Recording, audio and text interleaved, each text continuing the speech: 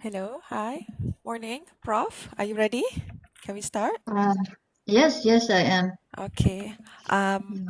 Assalamualaikum. Welcome everyone. Thank you for joining us today. My name is Fauzia Abdul Halim and I am the IT and Training Coordinator at Academy Pengajian Bahasa. Our topic today is pointers for alternative assessment presented by our soft-spoken Professor Dr. Saidatul Akmar. Just a little housekeeping before we get started to ensure you can interact with myself and the speaker. If you have any questions, please type them in the question box in your WebEx control panel. It's already up um, in your control panel. Okay, so we will also have time for a question at the end. Yes, I will read your questions at the end of the session. So our presenter today is Professor of Language and Linguistics at University Technology Mara, Inshallah, Malaysia. She has been in the field for more than 30 years teaching English to second language learners at undergraduate level. At master's level, she has taught subjects such as research methodology, academic presentation, discourse studies, and testing and evaluation. Her field of expertise is all matters relating to testing and evaluation and is currently involved in a research project on alternative assessment and a project under MOHI on Malaysian English assessment standards. Now, without further ado, we will turn the time over to Professor Dr. Sai. Are you ready? Thank you. Welcome.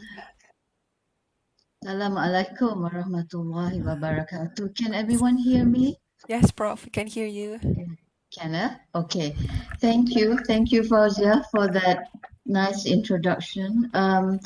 Thank you, everyone, for being here. For some reason, I cannot type in the chat room, Fauzia. I Huh? can't find, yeah, I can't find, I don't know why on mine, I can't find, like, sometimes they have everyone, so I can send to everyone. I don't know why, but it's okay. It's But okay. you can see I the don't question? have. I can see Okay. the You question. can see, There are okay. questions. Okay, as long as I can see. Okay. All right. Good morning, everyone. Well, the title is Pointers for Alternative Assessment. Really, I wanted to talk about this for a while now, but I guess it's timely now since everyone is a little bit more relaxed after the, you know, marking and all the marks are on done. But some of us are still involved in EET, I understand. So I would like to begin by, can we just move the slide, Fuzia? Okay, sure. You Are just tell me you when. controlling it? Yeah, can. Okay. Yeah, okay. So, yeah, it is this presentation is based on an ongoing research. As Fozia had mentioned just now, I am in a research, and the research we have a grant for this research, and it is under the Research Entity Initiative 2019 (REI) under IRMI, I guess. Yeah. And I had the team of 6 others. They are PM Dr. Shamsul from HEA now, still. Dr. Pierre is in my team, PM Dr. Ghazali Yusri, Dr. Norida, Suchitra, and Anissa Tan. So we are 7 people, 6 or 7, including me. Okay, so um, I guess the thing about alternative assessment is that what's that? Okay, it's not something that's very new. Obviously, it's not new. In the US, it's been, and in the West, it's been around for like since the 90s, I think. And can we move on, Jose? Yeah, so for our research, we have a definition for AA, and of course, when you Google and this and that, you'll find all kinds of different definitions, but they all point to pretty much the same thing, yeah?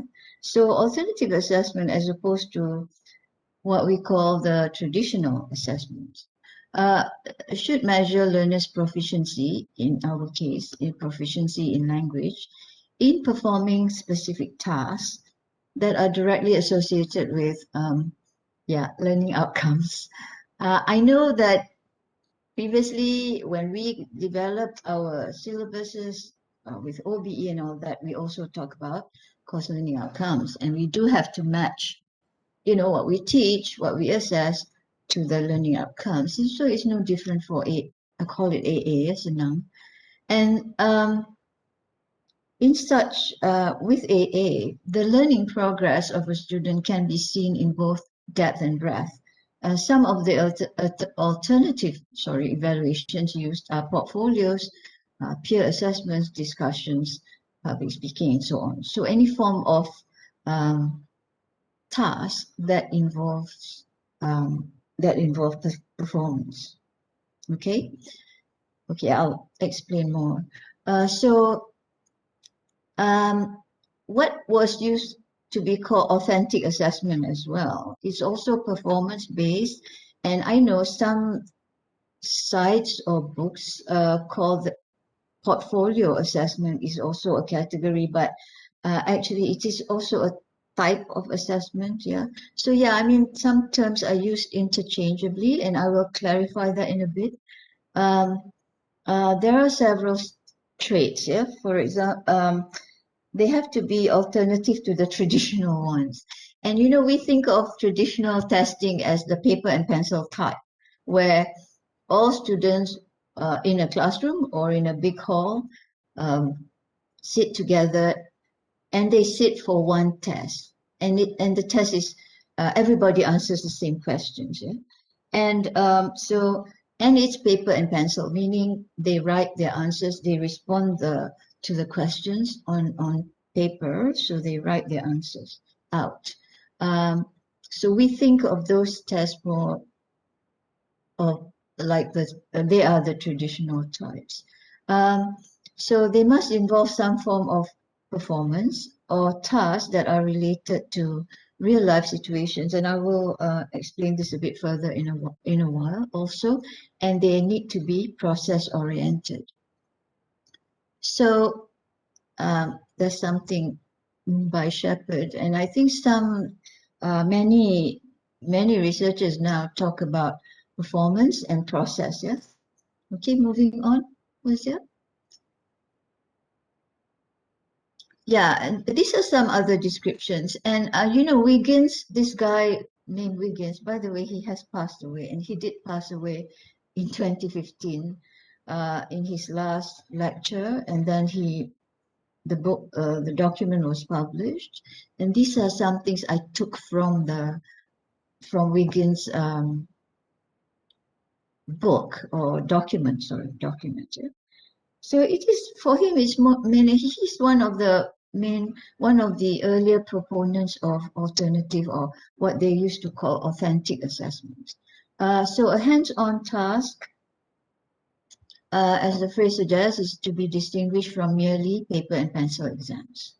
Okay, so you do things there, you build stuff, you create works, you get your hands dirty, so you perform. And so and we try to make them as real world as possible, although we know all the time, we know this is an assessment, but it's in the design of the assessment that we can try to make it as real world. Okay. And it is and if it is authentic or closely related to something that's real for the students, then it will be a bit more meaningful. Um, so as opposed to something that, a clean task where we just want the students to do something and we grade it and it's over and done. Yeah. So a real world task, according to Wiggins, might ask the students to apply for a real job, for example, a simulated job, perform something for the local community, for example, raise funds, grow a business. And I know that our students in LG 240, for example, which I've only taught LG 240 undergraduate, they have it's elective for them, yeah, is those who take the business course, yeah, they have to. I think it's very interesting. Every semester they do this. with every batch is they have to come up with a small business plan themselves. So it's like starting a real business. Yeah. So they've learned how to, uh, you know, come up with a business plan, all the things that's involved there. And then they think of something that they can start a business on. So that's really good practice for them. And that's, that's real world, really. So when they graduate, if they wanted to start their own business, like many people do now with the pandemic and so on, they want to start an online business, then they know what to do. Okay, moving on. Was it? Yeah, so this is according to Wiggins in the document I found. Actually, there were 27 according to him. The website, the you call that? Yeah, the link is there. I put it up there. This is if you wanted to read further, it's there. And he had something like 27 characteristics broken down, but I just took out a few. Yeah. So Paul Wiggins and many of his people who have followed him over the years is these assessments are appropriately public, meaning it could involve an audience, like a panel. For example, you could have a panel from outside to evaluate your students even. Okay. Uh, there must be collaboration, and collaboration is either between the students, collaboration between them, as well as collaboration between them and others, even the instructor. So feedback is very important for AA, alternative assessment. Uh, they should be enabling, and I see this word quite a lot too, pointing to students towards more sophisticated and important use of their skills and knowledge. So it's not just their knowledge, but their skills on how to use this knowledge, yeah, in a performance. Also, they must be contextualized, and it says complex here, but I think it's a bit more, it's complex in the design of the test, and it needs to be contextualized, whatever it is. Yeah, it's not isolated in the classroom to the classroom or to the university only. Um, Representative challenges of a field or subject. So, yeah, things that's challenging for them, in that field that they're in, the subject or sorry, the course. Again, engaging and educational for the candidates. Involve criteria that assess essentials, not merely what is easily scored. So, yeah, I mean, grading for AA, I suppose some of us are already doing it, yeah, with courses like I don't know, ELC 590, for example. I know English for English. So we try to make our criteria a bit more criteria that are important to the performance or the assessment, yeah. And not the usual ones that people use, and then you need to use them too, like the use of the language, the delivery, and so on and so forth. But we need to be very detailed about those with our descriptors, I guess. Yeah. And so self-assessment or peer assessment is something that you see a lot in AA. So, I know that is something is not new for us too, but we don't do it often enough, right? Sometimes we don't have enough time for it, but there is something to be said about self-assessment. It doesn't have to be after the test or before the test. I mean, it doesn't have to be about the test that they have done or performed. It's just something that you could get them involved in, and peer assessment as well, if they are assessed, evaluated by their peers. Um, okay, and then I'm not going to go on. Fuzia, continue. If you wanted to see those 27 characteristics, you could, go to the page, the link.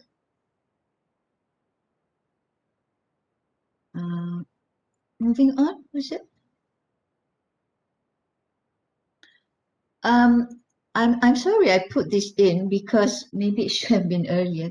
But this is for our research for the RIG. I call it, well, it's RIG Research Intensive Group Research. We sent out well, we call it an interview guide initially, but really it is like a questionnaire. So actually there are 20 questions. I think the last one you can't see, or I couldn't put it in. But there were 20 items that we put into this, like a questionnaire. And then we distributed it to several faculties. This is like our initial data, yeah, but we've got quite a lot of data already from them, and we've sent to like 7 faculties, and it's like something like 13 courses, yeah, and the feedback came from either resource persons or persons in charge lah, in that faculty for that particular course. So we gave them this. We also we had a for example, I went to I did masscom, and I spoke to the dean and deputy dean, and then they gave me 3 names, and these are people in charge of certain codes in masscom. I had a chat with them first. I interviewed them, what the course is about, how they, what they think about it, all that kind of things. And then we gave them this to respond, and then we collected the data. So that was, and if you look at, I don't know if you can see, boleh besar tak, Fuzia? Can you make it a bit big? I don't know if people can see this. Can everyone see this? Well, I highlighted some of the things that we asked, and those are some of the things that came out of our literature. Um, so instead of testing just knowledge, is the goal of the assessment to develop skills rather than just to assess their knowledge of certain topics. And then does the assessment test some kind of performance or task relating to real life situations? We also put that in. And then we mentioned meaningful context. I highlighted that. As I said, alternative assessment must be contextualized and, reflecting real world or authentic situations. Yeah. I also highlighted, yeah. So are we testing students' progress, learning progress, um, or are we testing? We want to see what students can do rather than what they know, just what they know. What they can do with that knowledge. Of course, there's questions about norm and reference criterion. Yeah, and the other thing is we ask them whether are you just marking the end product, or are you awarding marks for the thought processes that's involved in the coming up with that product? So it all depends on what you are looking for, right, in the assessment for your target.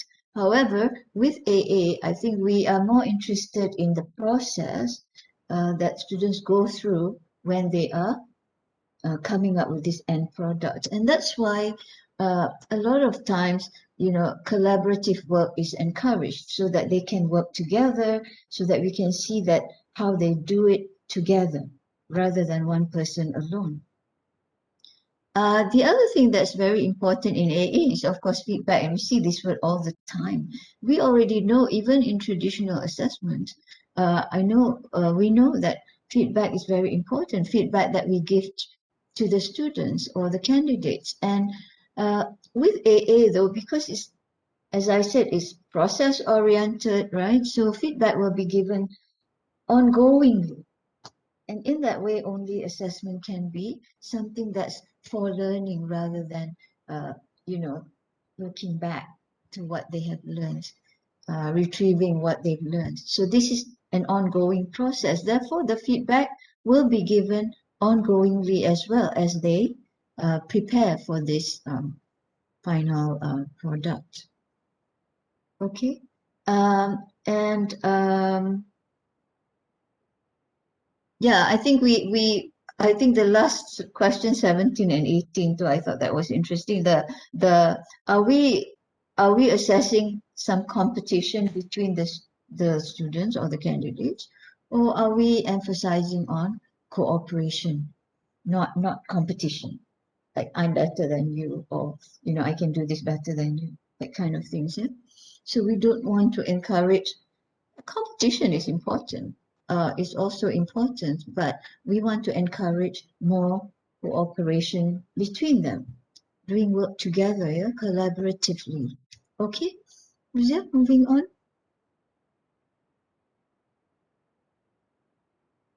Yeah, so I want, yeah, sorry, yeah, we need to make that a bit smaller. Yeah, so some of the important considerations that we need to think about lah, yeah, when we develop what we call alternative assessment is first of all the design of the test. It needs to definitely fulfill your learning outcomes, course learning outcomes. Really look at the learning outcomes, and maybe this is the time. I know in the English department started with a curriculum review. Has started kan? It's still ongoing. Am I right, Funsia? Okay. Or anyone here who's involved in English language, uh, the curriculum review for English, yeah, for the English language. I know JBAE though, the third languages or Jabatan Bahasa Asia Eropah, they inform me that they haven't started officially, yeah, a bit, not recently. Yeah. So, but I know English has started. I think we started last year, and I think it's not completed yet. Am I right? Anybody here can respond? I'm not in that committee, so I don't really know where it is now. Hosea, are you in that committee? Which committee Yes. again, Prof? The curriculum review for English. For JBI, no, I'm not. No, yeah, you're not. Yeah. Mm-mm. So anyone here who is in it, maybe you can tell us, is it Sorry, completed or no? Yeah, Prof.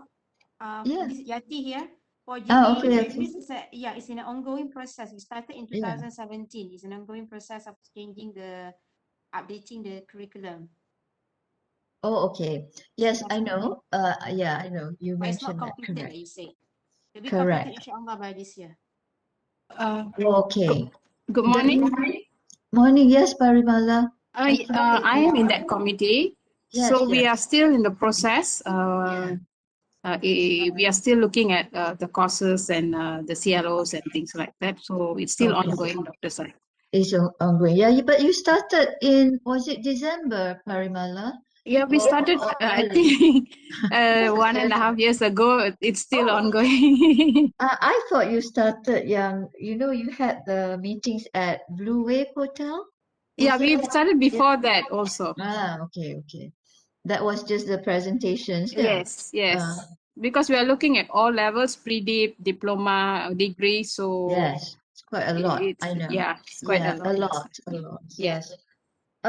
Yeah, so I think the LOs, I suppose when you are reviewing the curriculum, you might want to relook at the ROs. Well, the resource persons will do that.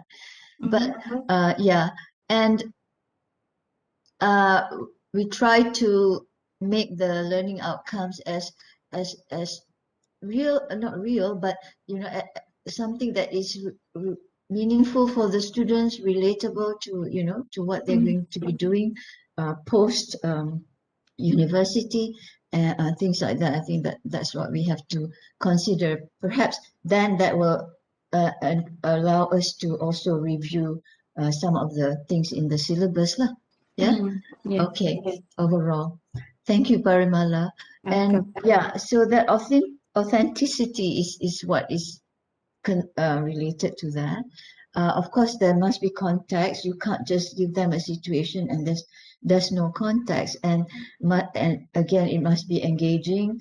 There's collaboration involved between the students or between students and other people that they are involved with. And it needs to be more process oriented rather than product oriented. Yeah. Okay. So the grading then, we all know that we need to have rubrics, yeah? And I know that we know the difference between holistic and analytic sort of evaluation and grading. And, holistic is more an overall impression, and then we look at specific criteria. But, looking at it holistically is what we do many times. And then, for example, when we're marking the EET, we look at it holistically, meaning we look at it overall first, yeah, and then we look at specific criteria in the CEFR or descriptors in the CEFR. So yeah, you have to decide. You can do both, or you can have what they call holistic and analytic. So you have both, yeah, in your grading system, yeah, evaluation system, sorry, for your grading. Yeah, and so yeah, the criteria are important, the criteria that you choose to include in your scale, yeah. And so there must be descriptors, so the each whatever the criteria is matches a certain level, and then the descriptions of those of each criterion must be quite detailed, yeah. Of course, and then the scoring after that. How do you score it? How do you mark it?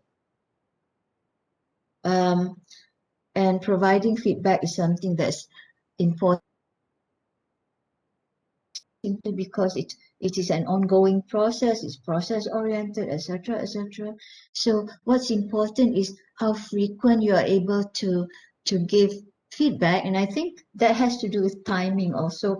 Is it after a week into the project, or 2 weeks? Sorry, a week is too soon. Like a couple of weeks after, or how are you going to do this? So timing is also important. The type of feedback that you give. So we need to give feedback that's encouraging rather than discouraging them. So more positive type feedback. Yeah. Okay. Moving on, Rosia. I don't have many slides, partly because I wanted to, yeah. So I was thinking about examples, and rather than getting from elsewhere, um, I took this from a course. I hope it's okay with, I don't know whether Dr. Shidra is here, and a few other lecturers who teach the subject persuasion and negotiation in LG 240. Dr. Shidra, PM Dr. Shidra is the resource person. I think she's okay with this. I teach it too, so I know about it. So in what I would call alternative, more than beyond the test, the case study is an oral presentation. Of course, the test is a written test, but now we're doing it online, yeah. And then and the negotiation part is a group work, group project. And so what I feel that it is it can, or they can be considered alternative, or at least one or two of them can be. I wanted to mention to you that for the test that we had this semester, this previous semester, I think Dr. Chai was really good. She came up with some of the questions for the test. And one of them was a real, what was it? Yeah, an appeal from a newspaper, though it was The Guardian in the UK. It's not a local newspaper, but you know, the language was quite is okay. The students can follow. Cuma, yeah, the context is a bit is The Guardian is a newspaper from the UK, from England, and so there was one article, a short one. It was an appeal for readership. So what happened was the the the people behind the Guardian paper, they needed membership lah. They needed more membership, especially during this. I think it's an appeal for during this pandemic. Obviously, people are not buying newspapers anymore, but of course, the Guardian is also online. So I think I don't really know how it works. The more people before the pandemic, when people buy newspapers, of course, the profit comes from, you know, the sales. But now, because everything is online, people don't buy physical newspapers. They can read it online. So this is an appeal for readership as well as membership. So in the, I didn't show it here, but what I think I was very happy with that question was it's real. Yeah? It's a real question taken from a real newspaper, and what the students had to do though was pick up some of the appeals, because we teach them about persuasion, right? And the appeal, how when you persuade people, you need to have there are certain strategies and theories that you can follow, and you know, and most of the time, you are trying to convince people, correct? So in the case of the newspaper, it is an appeal. So what the students had to do was to pick out some of the appeals, and they need to tell us what type of appeal, because we taught them that. And then I think it was 3 only, and they had to give us specific examples from the write-up from the paper. So I thought that was quite good. That was fairly authentic, because it's a real paper, it's a real context situation. Yeah? Okay. The case study, well, I think we, again, because this is during COVID-19, during our lockdown and so on, many of our questions have to do with issues on the current pandemic, COVID-19. So that one was not, but in the test there were 2 questions. So I think the second question had to do with the pandemic. For the case study, we gave them a situation, and the situation we tried to make it, well, it's simulated, of course. Even the negotiation is also simulated. Well, it has to be, they have to be simulated because they don't go out.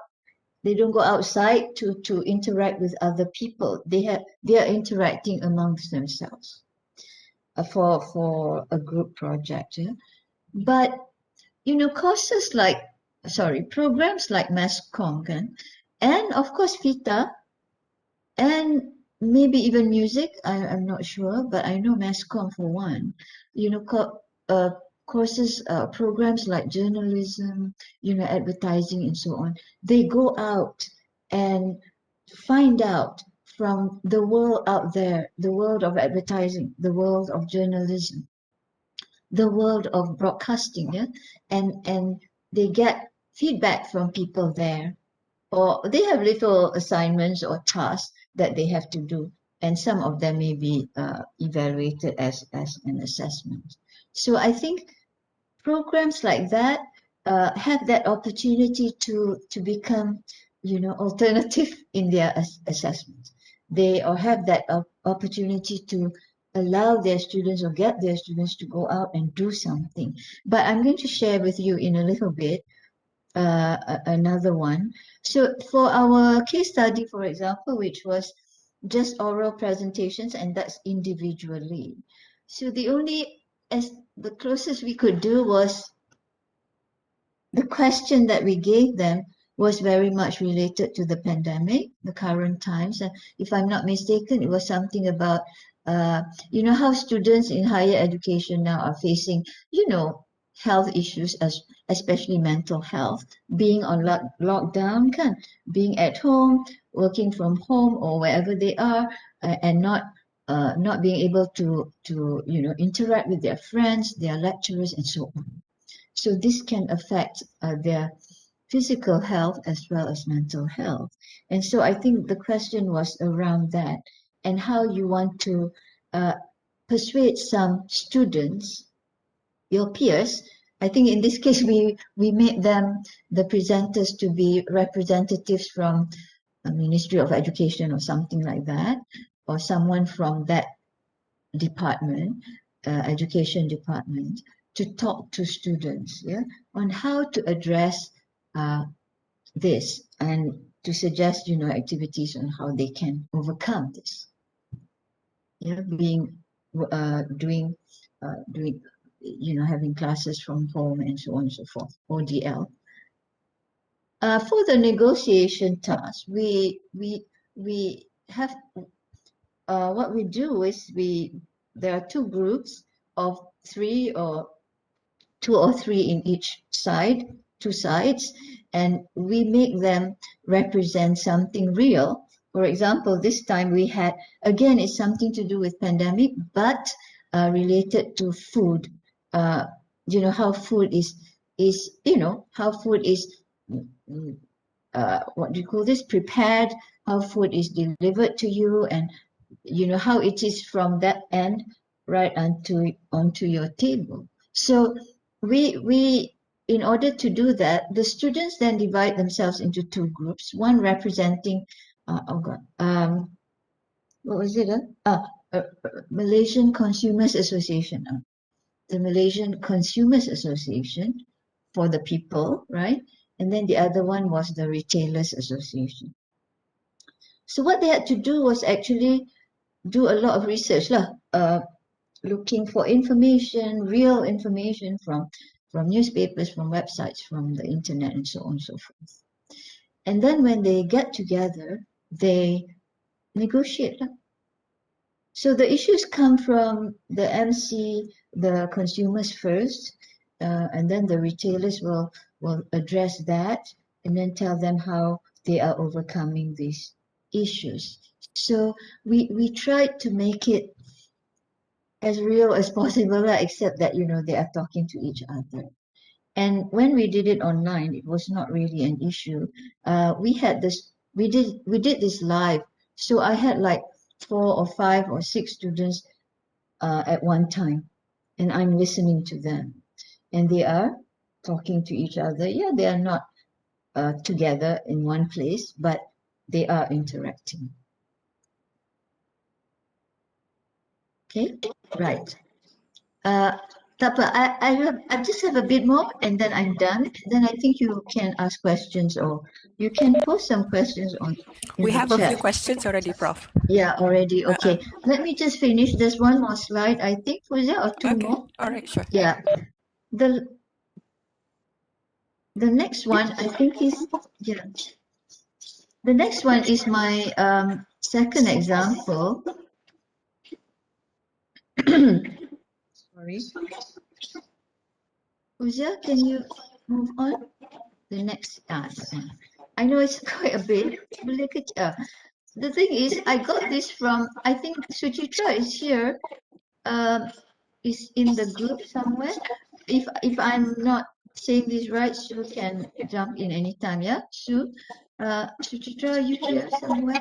You are, can. I saw your name. Okay, never mind. This was an assignment that was prepared for LG 243. There's an echo here. There's an Hi, echo. Prof. Yeah. Hi, Sue. Yeah. Oh, thank you. Just stand by in case you can jump in anytime, Sue. because this was Sue's project with LG243. LG243 is English for intercultural communication. Yeah. So, and this particular code, alamak, so I forgot the name of the code. I know you sent it to me. It's Introduction to World Cultures. Okay. Introduction to World Cultures, EIC, is it? Yeah, EIC 502. Okay, very good. Maybe I should let Sue describe this. Anyway, Sue is in my alternative assessment team. Sue, would you like to, is that okay? Or do you want me to do it? I know it's my webinar.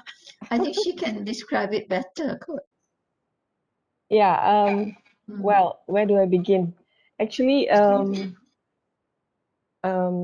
this assessment is the second assessment of one of three in the Introduction to World Cultures course. The idea of having a authentic or performance-based assessment is to give them actually it's mooted during just before the pandemic, because before the pandemic, we had a real cultural event, meaning to say that the students organized a cultural event to basically use a world culture to a real audience. But because of the pandemic, we were forced to take it online. So we had to digitize it and get the students to organize a virtual cultural event.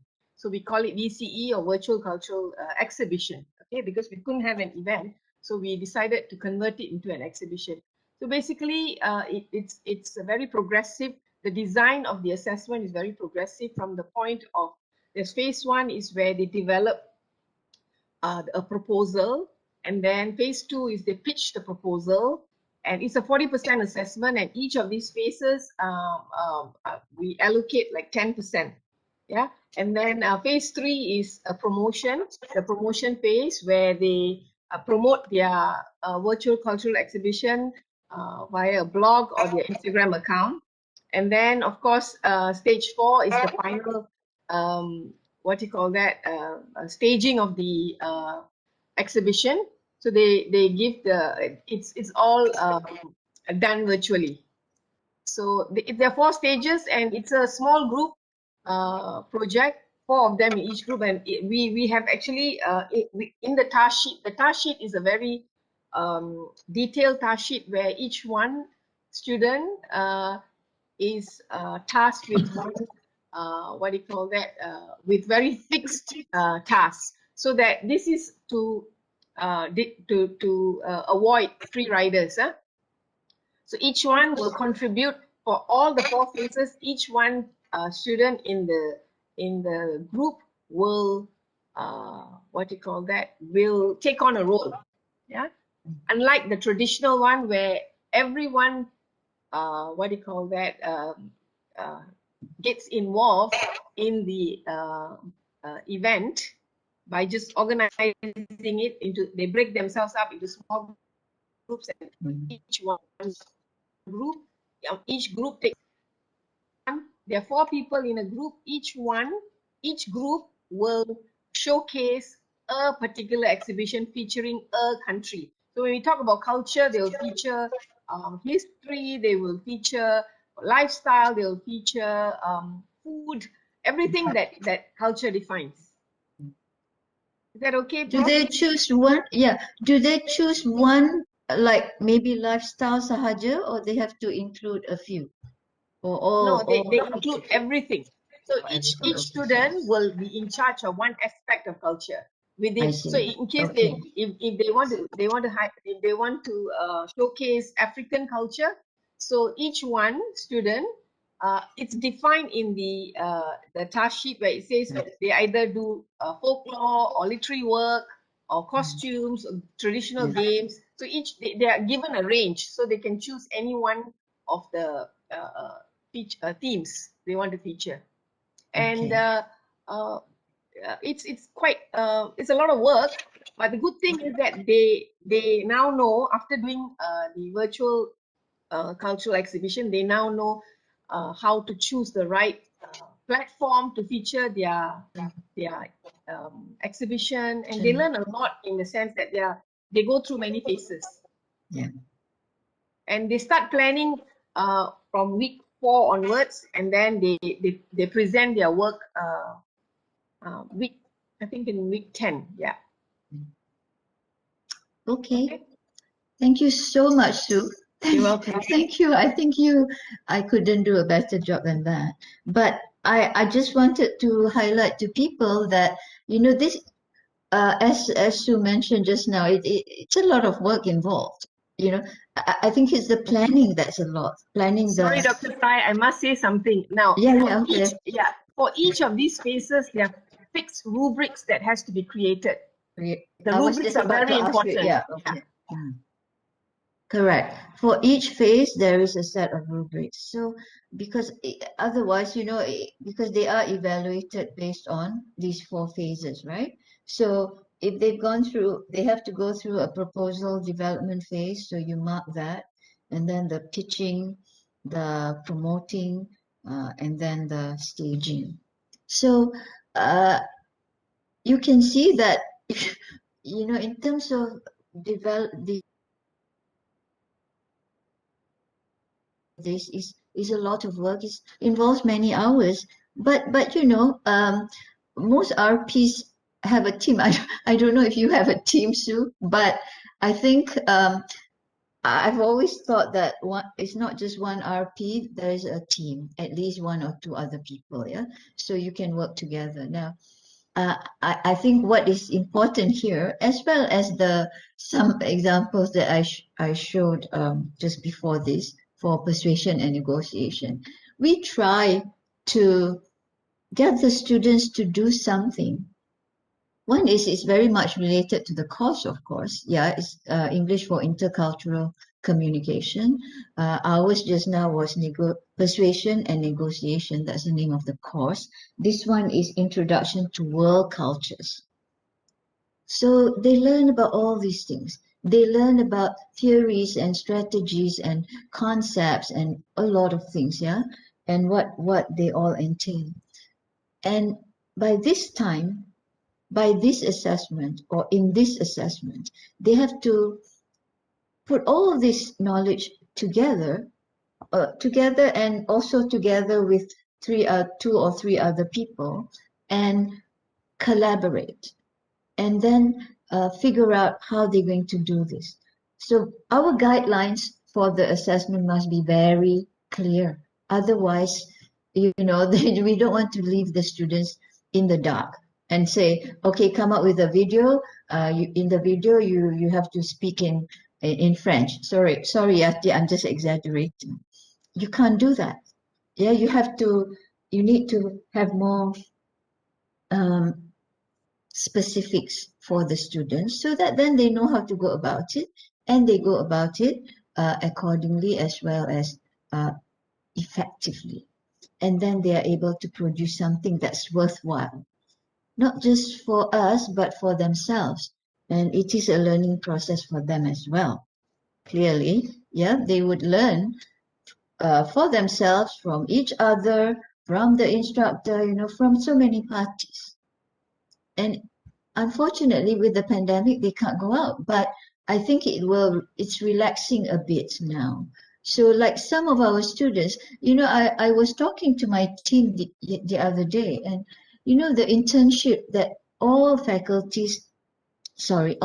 programs, all students from all programs have to undergo the internship at the end of the course. I think that's as real as it gets. But people pay very little attention to internship. I think we do. We pay a lot of attention to that at APB. But I think pay attention means not much is said about it at the university, and literature talks about it, but not enough. So the internship they are placed in the job in the company. And they do jobs that are instructed to them or given to them by the employer or supervisor. They have a supervisor there. So that's as real as it gets outside of the classroom. Okay, so I think Fuzia, there's one more slide, right? Thank you so much, Sue, for helping me out. Okay, so I guess in the end, these are the characteristics of alternative assessment. At the top is they must be real world and close to real world, not real world. Yeah, if they can't go out and experience, the situation, the context in the out there, then it's in the classroom, but we simulate something real for them, so it's authentic in that sense. Yeah, there's a lot of collaborative work, meaningful and enabling for the students.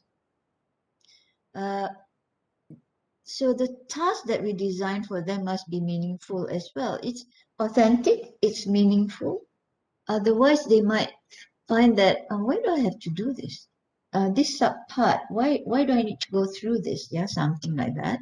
And it's enabling for them. They are able to use it for at that time as well as for later. Of course, it's on the left side, that circle is contextualized and engaging. There must be context for the students, and then it's engaging for them, meaningful. Yeah. Okay. The criteria then, as mentioned by Wiggins too, is criteria for the essentials. The criteria that we decide upon to assess them must be the important criteria, so that we don't miss out on their performance. Yeah, some aspects of the performance. Of course, self and peer assessment are encouraged. I think that's probably a topic by itself, and we assess thought processes rather than the end product only. Okay, and of course there must be quality feedback. Quality feedback, as I mentioned earlier, the timing, the type of feedback that we give them, it's the Malay say membangun, feedback yang membangun, but in English I guess it's encouraging, it's positive for the students. Yeah. I think that's the end. I think the next slide is the end. Yeah. So thank you so much for listening. I took just under an hour. I think we are open to questions. There are questions in the chat. Do you Yes, they want are. to read it Yeah, out? I'll read Fauziah? it out for you. Okay, so Okay. just a reminder, please be sure to, if you have any question, just type in your questions into the question box in your control panel. So far, we have about 4 questions. We have Okay. one question here. I heard about gradeless assessments. Students earn a pass or fail, credit or no credit for the courses they take. However, my concern is that, are we ready for these? Is going gradeless a good practice? Who asked that? Who was the one who asked that question? May I ask? Nur Hafiza. Hafiza. Hafiza, are you here? Of course you are here. Are you from Shah Alam or branch campus? Hafiza? Nur Hafiza, are you here? Okay, tak apa. I've not heard the term though, but I know about pass-fail. Pass-fail assessments are not criterion reference assessments, right? Because criterion reference assessments or tests usually in class. The classroom-based, or the context is within the university or within the classroom. Criterion reference, meaning the students are marked against certain criteria, just like many of our assessments. So that's not a pass-fail. Norm reference depends on the exam or the test, we know that IELTS, the major, big exams that are standard, what used to be called standardized tests, like IELTS, TOEFL, even MUET, yeah, where, populations, take them. And it's just one test for everyone. Those are not pass-fail, but they are marked according to certain scales, yeah. They don't get A, B, or C, but they do get a level. For example, in IELTS, there are 9 levels, kan? TOEFL, I can't, I'm not sure. There's IB TOEFL now, but WET has 6 levels. So our EET also has 6 levels according to the CEFR. Those are not called pass-fail because they get, for example, for our EET, for example, yeah, they in the certificate they don't get a pass-fail. They, as far as the university is concerned, as far as UITM is concerned, as long as they sit for the test, and they have to sit for both to pass. If they take one and then let's say they take the writing test, but they were not able to take the speaking test, they can actually defer to take it the next time. And they won't fail, but they don't get a grade for EET, and in a way, it's rather incomplete for them. But pass-fail are exams where, if I'm not mistaken, yeah, where the grades are not important, but the fact that you are able to sit for the exam and you manage to answer all the questions, not easy questions too, yeah, and it's for certain reasons, specific reasons, yeah, where I'm not sure. For example, yeah, I don't know, EET may not be it's an example, but it's not a pass-fail. Well, the students get in their certificate for their speaking, they are independent user, B1 ke B2, and then for writing, they get another level. It's only pass-fail for the university. If they don't sit for it, then they fail. If they sit for it, they pass. But other bigger exams in other countries, I'm thinking about, this IELTS is also used for immigration purposes.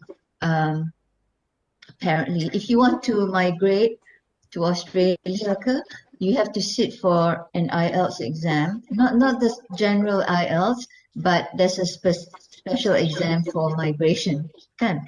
So that's a pass-fail, if I'm not mistaken. Something like that. So it's not very common. Yes, correct. It depends on what is.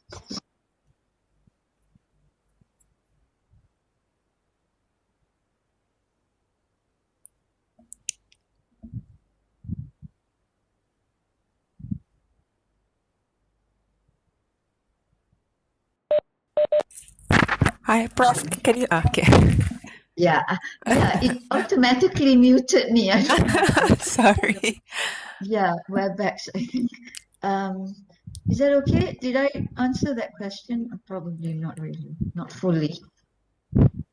Okay, shall we move on to the next Another question? question. Yeah. Okay. This question is in Malay, so permit me to read it in Malay, Prof. Sure.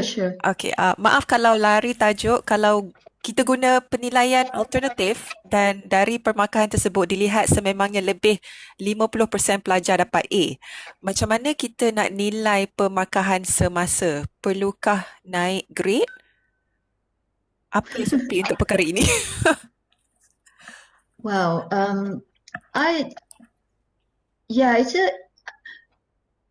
If you have too many A's, that's not, I cannot answer that. But I know this for a fact that any of our courses, right, if there are too many A's or too many fails rather, in the other extreme, is somehow the maybe the examiner will be called, yeah, and to I guess the jawatan kuasa JK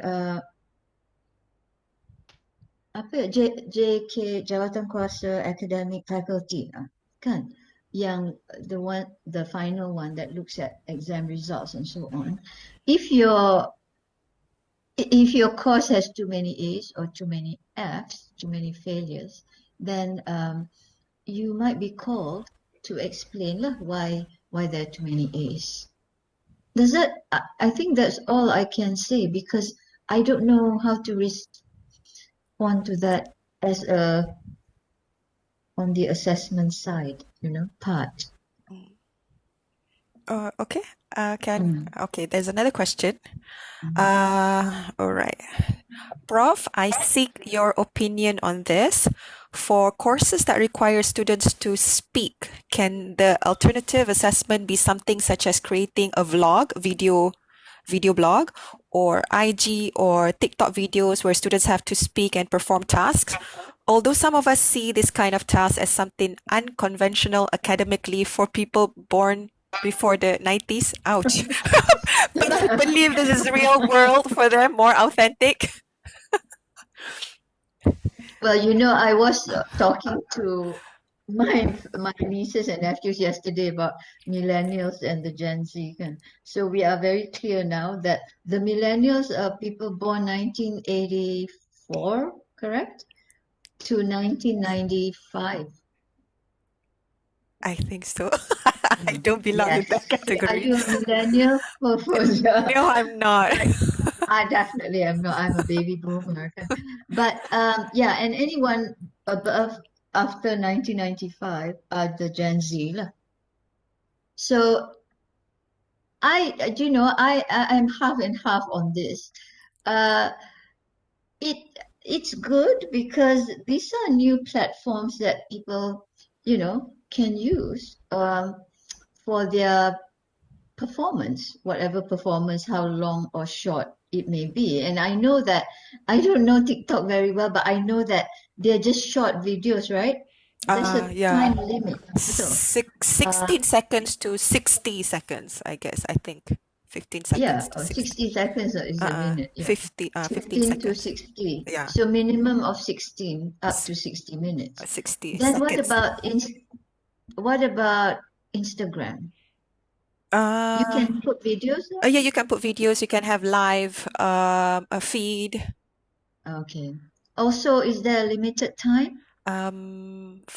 I guess no. I'm unless if you are posting on your Instagram story, then you would have 15 seconds per slot. I If you see. have more than that, then you would have a few slots. I think, okay, I understand that. I understand, but I think one of the thing to think about that's important is, because I don't have, Instagram and whatnot, and I don't use them a lot, don't use them at all. But people who are very used to this, isn't this open to the public? Or you can, macam mana? How is the dissemination? I mean, The setting, is it? It can be set as private. It can be set as public as well. okay, can it? Yeah. If it can be set as private, um, I guess then it should be okay. However, I am not very convinced that it's private that other people cannot see it, because it's just like, it's like Facebook, right? Mm. Only those you invite, is Friend it? in your friend Or list. your friend list can view whatever it is that you post there. Yeah. So I guess my answer is, one is a security issue, yeah. Number two is time, because it's limited time, macam TikTok tu ke Instagram ke, there's a limited time. So if your video, your presentation requires only that amount of time, then that's fine. Or Or do you want students to do so many of it, you know, break it up into many parts? I mean, I don't know. It's unconventional. It's true. It's not Perhaps very it's academic. That's Perhaps it's true. just the platform, Prof. I mean, what if they were Yeah. to, because it says here vlog, so I guess most of the time, video blog, you would post it on YouTube. So there's no time limit for YouTube. Are we concerned about because it's an assessment, so therefore it should not be set as public yet? I think, you know, my students actually recorded themselves because they have trouble, macam mana, video tu uploading into Google Classroom or something kan. So they had that issue. So many of them did it on YouTube. In fact, I had to open them on YouTube recently.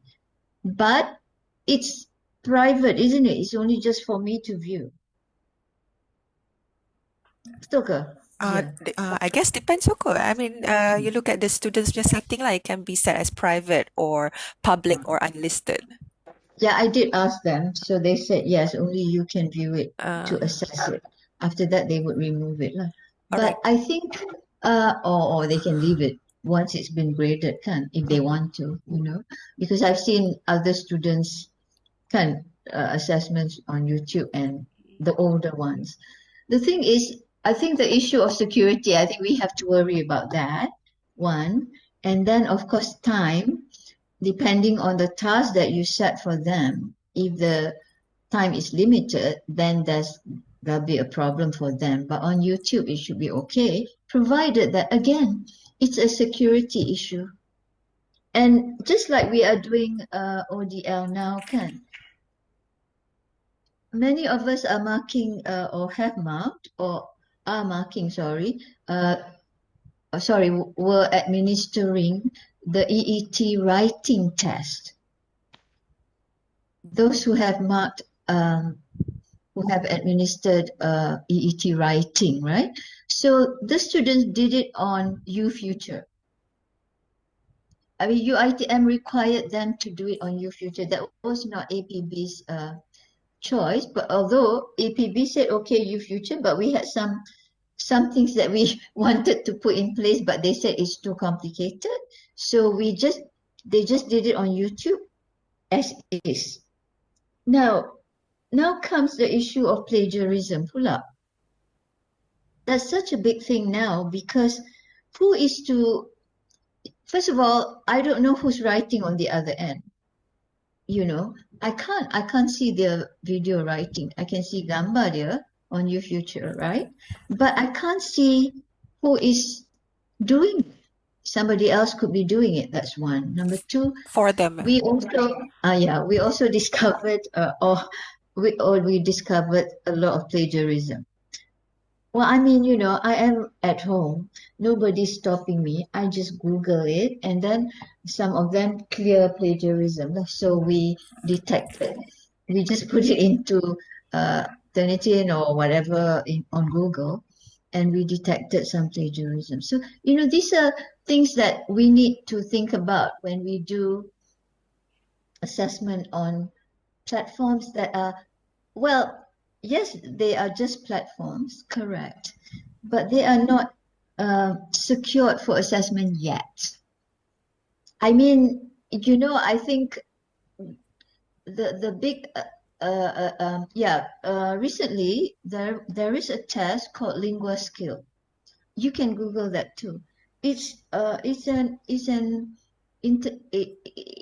internet based, yeah, meaning you can take it. Well, it's by Cambridge, developed by Cambridge. One of their projects is fairly new, but in fact, it's gone to some countries already, even Malaysia. Cuma, there was an agent who approached UITM, and they were looking at the volume, I'm sure, and that how many people they can get this, you know, test done on. And it is an English test. It's a proficiency test. They claim that it's secure. You can take it anywhere at any time. Yeah, and it says that there are proctors. So I don't really quite understand that part. I don't know how the security features, but I'm sure this is AI, this is artificial intelligence, yeah, technology, where you can do it, but it's secure. I don't know how. So we are not there yet. UITM is not there yet, for sure. As in the case of Future. But anyway, to answer your question, again, I think it will be in the near future, if not in the future. It's going to be a security issue. And if that is addressed, then that's fine. After all, like you said, it's just a platform. Yeah. Of course, some platforms, there are the limitations there. Mm. Okay, Prof, thank you. One more question. Yeah. Okay. Okay, one more question here. It sounds very interesting to engage students doing alternative assessment, but in reality, it all boils down to the location of the students and connectivity to internet. How can we address this, especially in this pandemic mode of learning? Correct. As I mentioned, and I gave a few examples, and Suchitra's example is a classic example. So before the pandemic, they could do it. They could hold a festival, yeah, a cultural festival. They prepare food, and then they perform. They do all kinds of things. But because of the pandemic, then now it's a virtual one, which is still possible, right? I think possible because they can still do presentations, they can still showcase things, they can virtually, yes, but it's workable. I think the important thing to remember with alternative assessment is, I hope my team members in the RIG team agree with me too, that one is it's only alternative if it certain aspects of it has been addressed. For example, the authenticity of the task. It's just a task. So when you develop it, you're designing the task, you try to make it authentic, something that they might experience in the real world. I know they can't go out, but how would you simulate that? So yesterday, a few days ago, I spoke to some JBAE lecturers, and they're doing role play. And so what the students do is they record a role play situation, and they role play it. They record it and show it to the lecturer. Yeah? And I think that's alternative, because one is something that I think the topics, they have a list of topics to follow, yeah.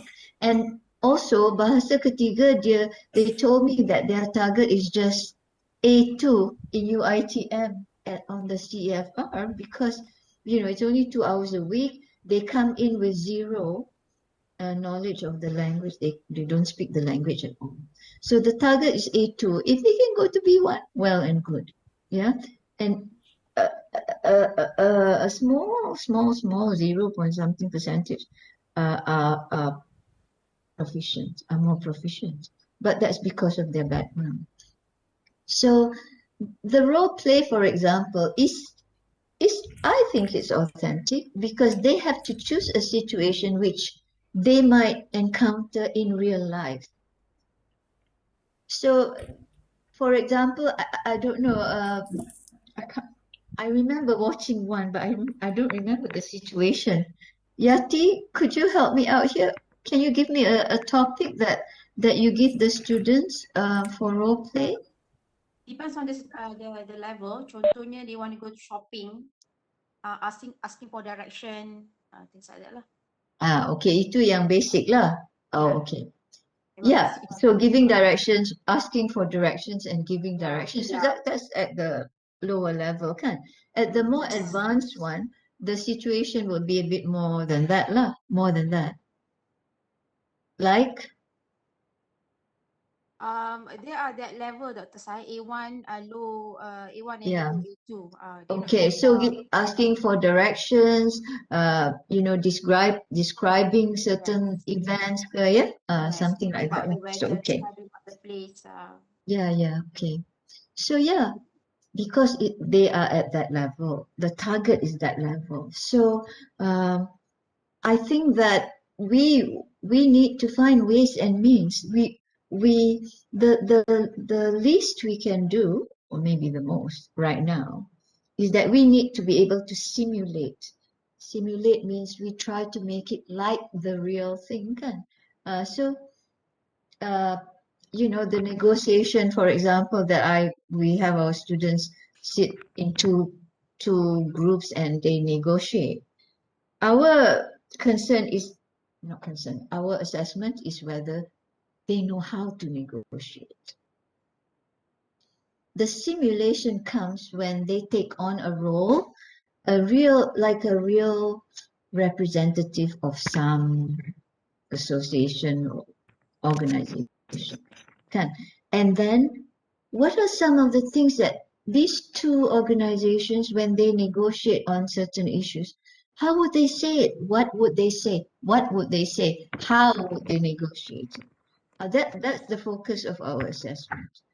In order for them to do well, they have to do a lot of research first, right? And their research, well, they have to find real info. This is not something that they make up. Kan? So they have to find from the newspapers, the websites, the internet, no, basically. And so for us, that's already it's a simulation. So that's as close as we can get to the real world. And if we can do that, I think we will be okay. For individual presentations, the simulation, it doesn't mean that they have to be there, but we just imagine that they are there. We tell them, imagine that you are at the post office and somebody stops you and asks you, I want to withdraw some money from my ASB account. Could you help me? Show me where are the forms, da. And then, are you able to do that?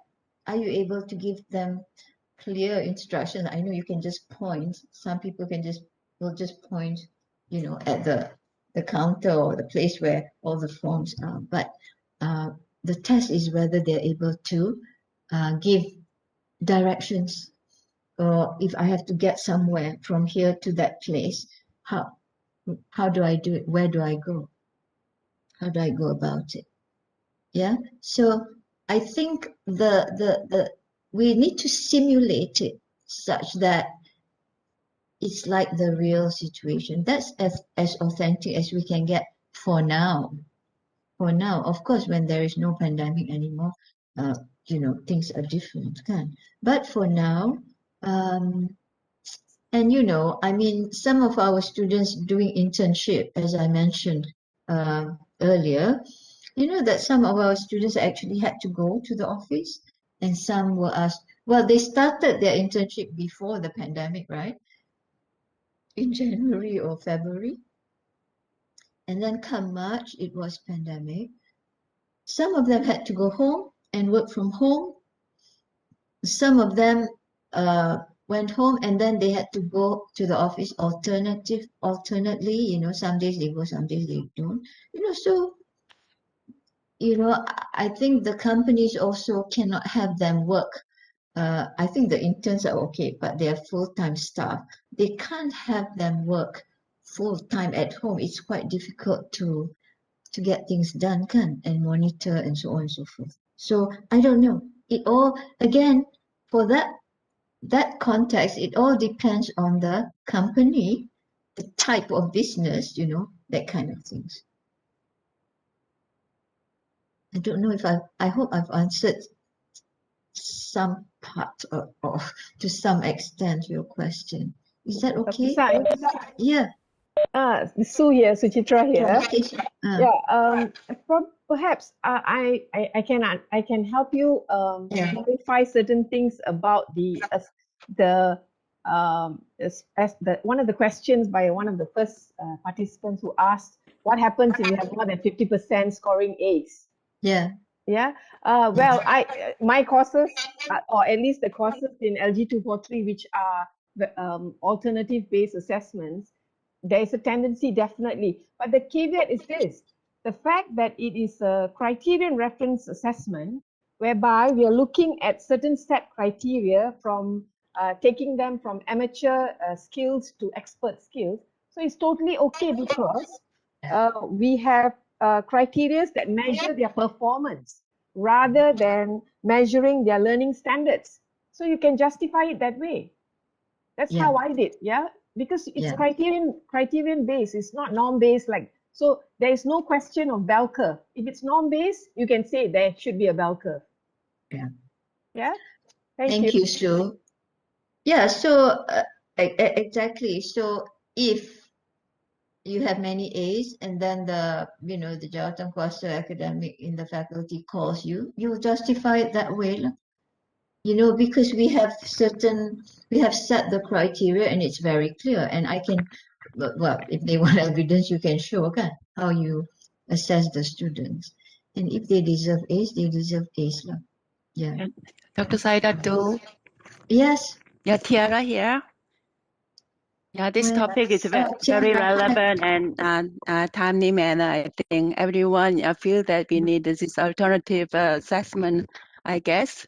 Yes. And yeah, I think many of us try to, make as real as possible world task, for our simulation and our role play, and also we are focusing on progress, assessment, and focus on process centric, because we try to make a novice or a zero knowledge student to up to at least maybe the A1, A2. Some of them they can go even B1.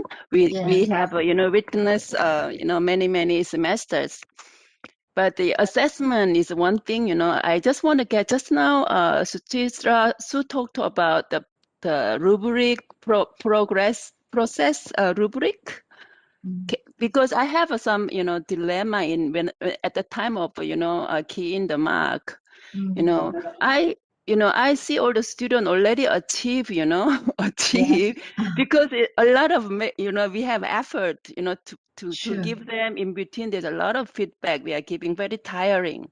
Even, coaching them the right website to go in and more authentic and, facilitating is really, really tired with the, online classes of the students, so, but when I see the, I don't know how many, when I see the final project of the, their work, already being feedback and then they've been corrected and they, made the product, almost okay, perfect, not perfect, but, so that actually increases their final mark to A. Then I see a lot of A, because of the percentage of the role play is very high, and also like the simulations, they try to make perfect, and in between we have to, make them perfect. It's not to, to actually give them mark. We make them, Korean speaker, for example.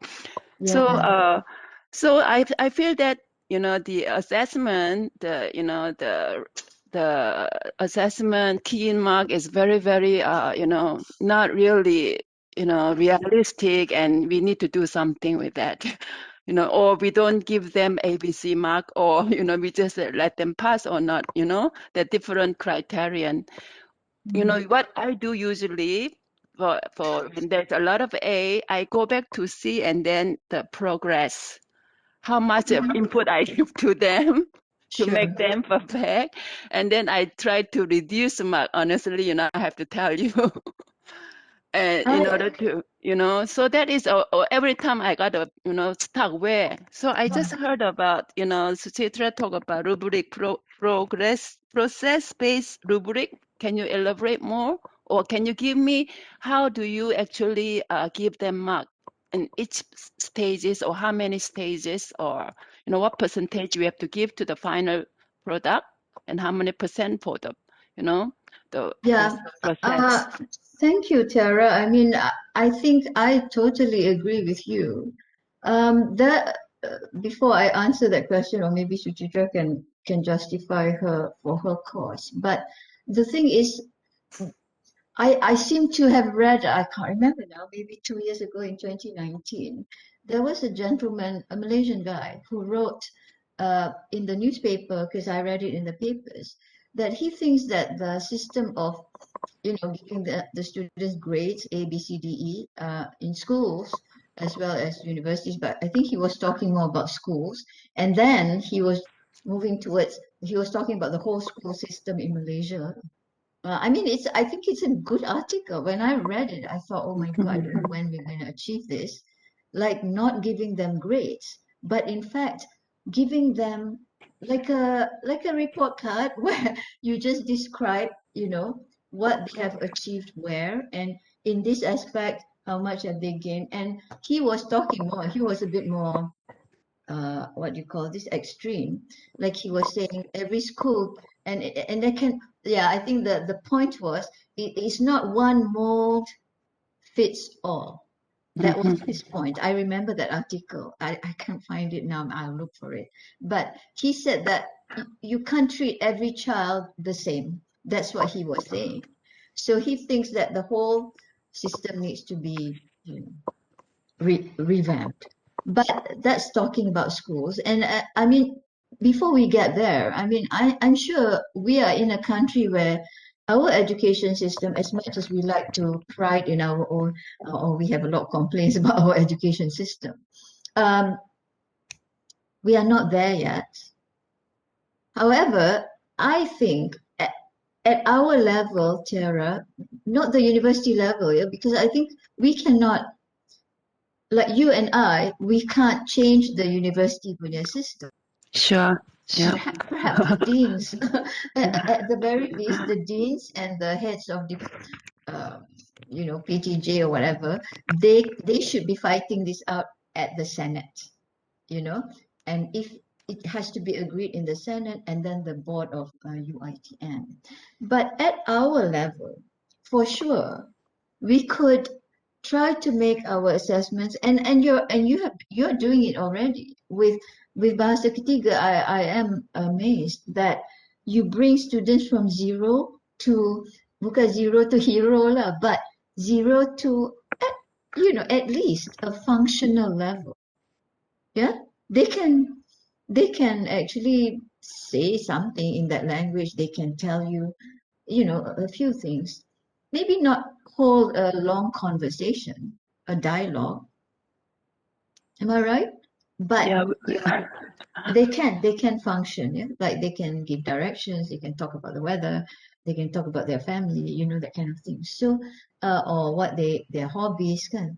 So the thing is, I think all and everything that you've said is very important. You maybe Sue can explain how she does it with her course, but a process assessment is process-centered assessment.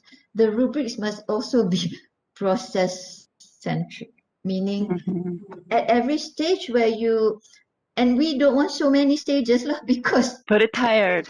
yes, Tiring, yeah. yeah, and that takes a long time to develop. So let's be realistic. Maybe in that course, like Sue's course, she has 4 phases, right? So at each phase, they are evaluated, and there are rubrics on how they can get, from katalah maximum is 10 kan, how they can get 9 and 10 or 8 and 7 or 6 and 5, whatever it is.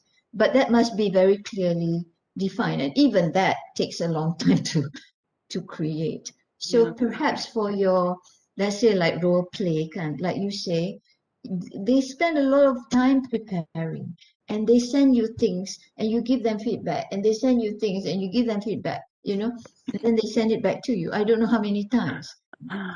Padahal it's a role play on, say, giving directions.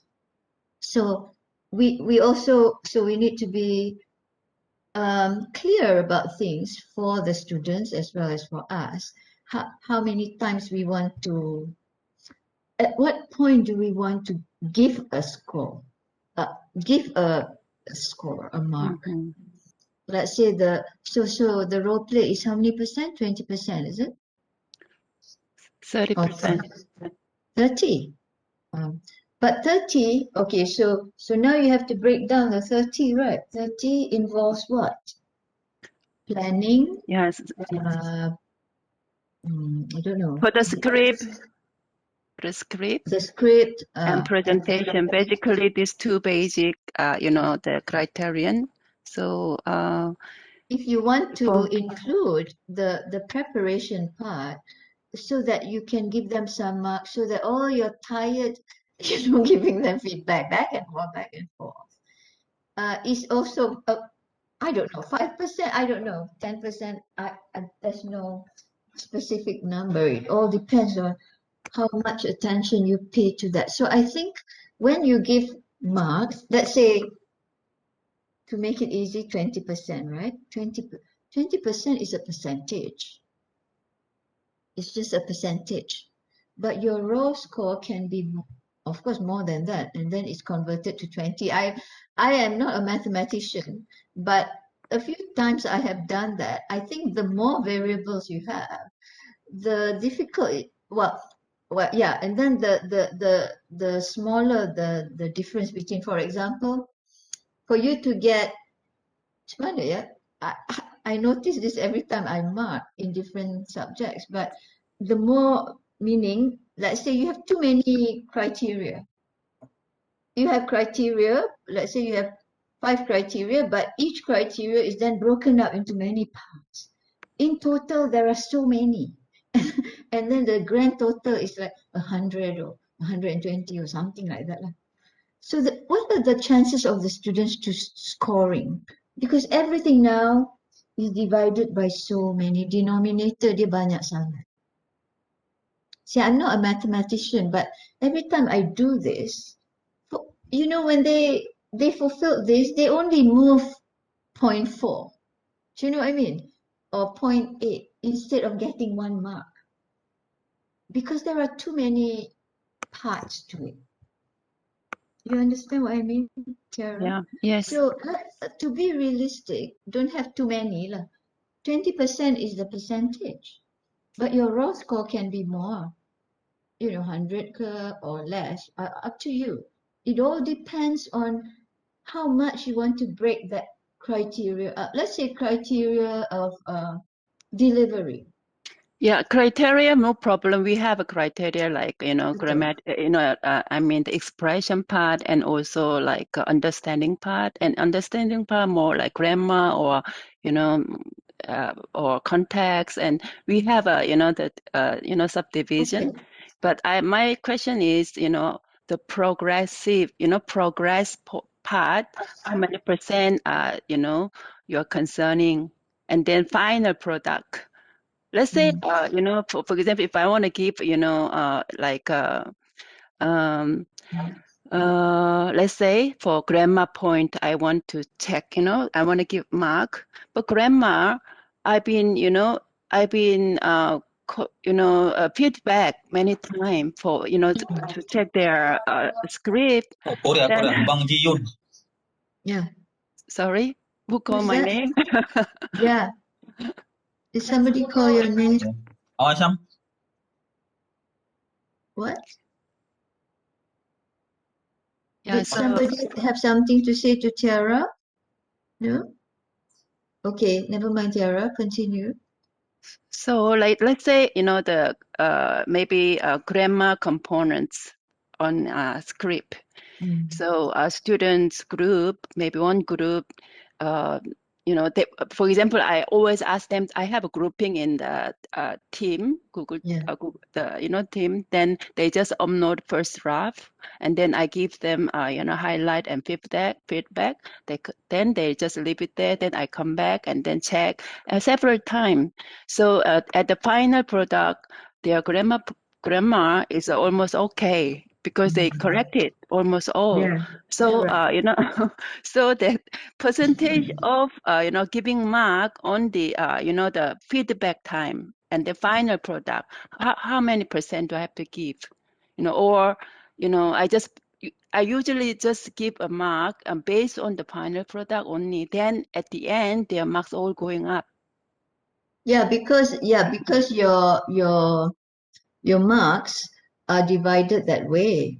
So what I meant was grammar. I think grammar is not a. I don't know. English is in the descriptors in CEFR, for example, right? They also if they say at this level, let's say the B2 level, then they are fluent speakers, users of the language. Uh, uh, Very minimal errors in grammar. Uh, they don't specify specific like use of tenses or participles or not very specific on grammar. But they do give you what is important for you to be able to come up with one 5 marks or 10 marks or whatever. So now I'm asking you, Tiara, the part where grammar, for example, how many marks do you give the final product? It's not only grammar per se. Actually, I know, I you know. know, the it's like for writing part is 50% of you know, whether they use, you know, the using the correct you know, I give up several topic to make the, you know, story, for example, their own story. Mhm. And so I see this their express I mean their the writing part, and also an influence part, and also you know, accuracy part. Accuracy part, I will check, of course, whether they've been using the correct relevant words and sentences. And then you know, fluency part, later on, it is more on like you know, their presentation. I see. But Mhm. accuracy part of, I have to see, yeah, all the, of course, one of element is grammar and vocabularies, and also like whether it's you know, culture in it. There's a lot of element. Of course, Yeah. I don't go so many 200 students in one by one. You know, it's very, you know, daunting task. I can see, you know, already, you know, this is whether, you know, this accuracy is good or not. But my point is they've been corrected at the I end of know. the I stage know what you already. mean. Yeah. Yeah. So if I see their final project, and maybe invite, you know, other Korean to see their project, wow, they are very good. I But you know, I understand your concern. I mean, the only so thing I can say is that, and I mean, we all say it's easy for us to say, but it's not easy to come up with a good rating scale or scale. But I think you put in as much as you want, which parts of the in terms of percentage though, it depends on your focus, right? I think for Suchitra, it's fairly even. Am I right, Sue? For the proposal stage, the Yeah, pitching, I can't remember. yeah, no, for the planning, this is where you Okay. give a lot. Hi, Tiara. yeah, For the proposal stage, for pitching is 10%, for block is 10%, and for the staging of the event is 20%. If I may say something, Prof, Yeah, to yeah, Tiara, please. yeah, I Yeah. think Tiara, your problem is perhaps the way I look at it is that there's a lot of redundant testing, in the sense that for every level that you are testing a particular, say, a process or a particular product, you have to make sure that they are separate. So if you're testing in one, say the whole assessment is what you call simulated conversation, right? So if you're having say small talk, so you have to assess the different elements so that the end product is the small talk. So that Yeah. when you give the marks, you don't give the marks to the same elements for every stage.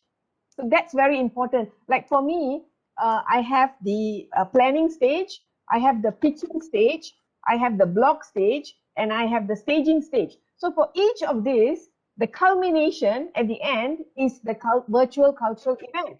But at each level, you are assessing different things.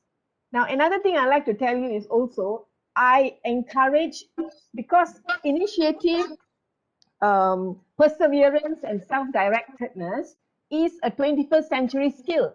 So if the students take your feedback and build into their assessments, whatever you give them, isn't that a good thing?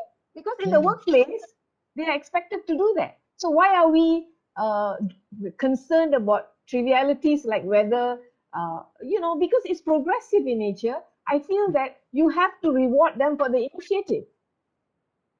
So I think, Sue, I think for the third languages, it's slightly different, kan? But ours is a bit easier to, not easy, but easier to manipulate because, because it's a program. But the thing is, Tiara, I mean, Sue is right. You cannot evaluate, let's say, role play. The same with what's the other one? Video, is it? And then there's video, right? Yeah. And then is there a listening test? We also have a listening separate test. Yes. And another test. What's another test? Another simulation with the speaking test for me. Okay. All right. So those are the 4 skills. But for each skill, though, you don't need to you break it up according to what you are looking for in that skill. Yeah. So actually, Ultimately, they will, if they're good in each of those stages, then they will get high marks because it is a combination. Yeah, so I have my own, I mean the strategies when I, give a, marking for, role play. Role play is a kind of it's a language project for them. At the end, it's their product. So beside the role play, we have like a speaking test and also written, reading comprehension test and also listening test. So that one is there, the skill I focus. So I, since about several semesters earlier, I was just focusing on, just see whether how much of effort I made for me to make a correction. So I just see them as just foreigner Koreans, look, whether it's really like authentic, Korean, expression, or the point of I see has been changed. Actually, I don't really go the rubric I have made for. I have to confess that if I go into the rubric, I get trapped. So I know what you mean. yeah. But yeah, I mean, I think the third language also, you have like the same assessments for all languages, right? The same types of assessment, and then you have like 3 levels like that. Am I right? Yes, right. Yeah, correct. So I think we go back to the fundamental Yes. of the course, what is it that you want the students to achieve at the end of the course in terms of their speaking ability, maybe a bit of writing. And I think then, Tara, this also with that referring to the first question from someone, apa nama dia? Forgot again. Anyway, about many A's and so on, kan? On top of what we have said so far, I think that you can easily justify it, because first of all, you already have a target. Your target is A2. If they go beyond A2, well and good. Yeah. And that's the thing about CFR is they set those targets as a guide. But I think the English language is now trying to align so many things in the curriculum, the syllabuses, to match the CEFR, and where we are doing what we are doing, whether our students, it's easier to see that sebenarnya, what level are they at the end of the course. Yes, it's a culmination of a lot of things, but that's why not too many assessments also, kan? And less assessments, but more input. That's what you know, some professors will say also not too many assessments, you know, because assessments also sometimes it makes the course also a bit unrealistic. Too many assessments, that's what I mean. What happens is that you overtest some things, you know. You have speaking in role play. You also have speaking in the speaking test. Yeah, so So you also have we speaking spend in more time to another. Yeah, teaching, not evaluating them. yeah. I feel I like know too it's many easy as for me well. to say, but maybe while we are reviewing this, and just for everybody's information now, if you don't really know it already, we have SIG now, which is Special Interest Group Research Group for assessment, right? And JBAE has one and JBI has one. Yeah, I'm heading it, but JBI is headed by Suchitra. JBAE is headed by Dr. Ghazali Yusri. So we are now trying to look at how we can, you know, improve on our assessment methods. We are trying to come up with a framework which we can follow, you know, as a guide for languages, you know. I think ultimately that's what we want to Yeah, we do. need to, further explore and we need to review all what we have. We do have to review, Yeah, yes, correct. Thank you very much. I yeah, think thank you. we've gone. Thank you, Tiara, Welcome. for all your feedback. Yeah. Fausia, Okay. anything else? It looks like we've covered all of the questions and more. Yeah. Prof, is there anything else you Yeah. want to cover before we wrap up? Um, uh, well, I just wanted to, I don't, you know, I'm retiring in August very soon, and Ah, I think that, yeah, assessment, I've been working on assessment since my second master's degree way back in the, I don't know, 90s, I think. But I mean, I think we only improve with time, right?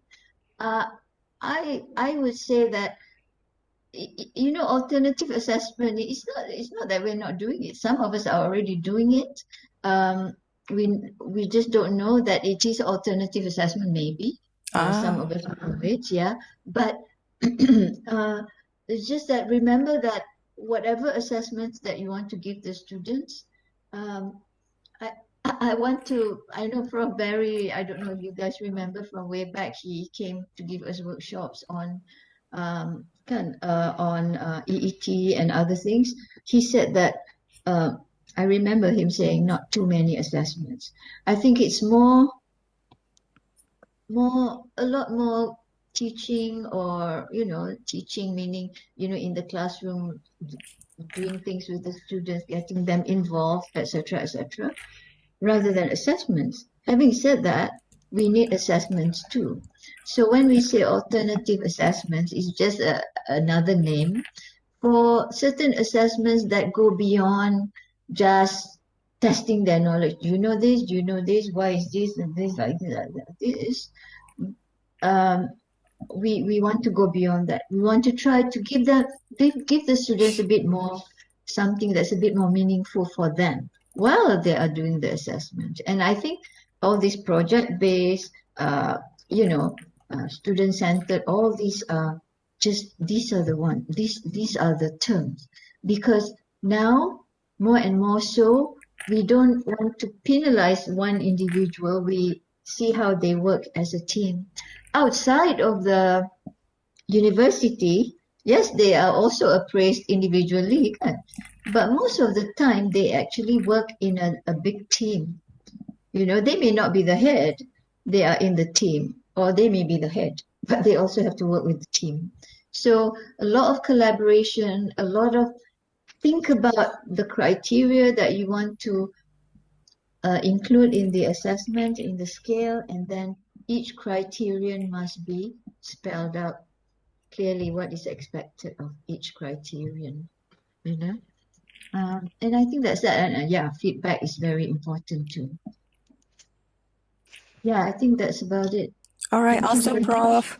Thank you, everyone. We appreciate you being here today. Today's webinar is recorded. We will be able to share a link with you after the event is complete. We welcome you to revisit the content yourself and share it with colleagues. Thanks again for joining us, and we will see you next time. Thank you, Prof. Thank you. Thank you, Fauzia. Thank you, everyone. Thank you. Have a good day.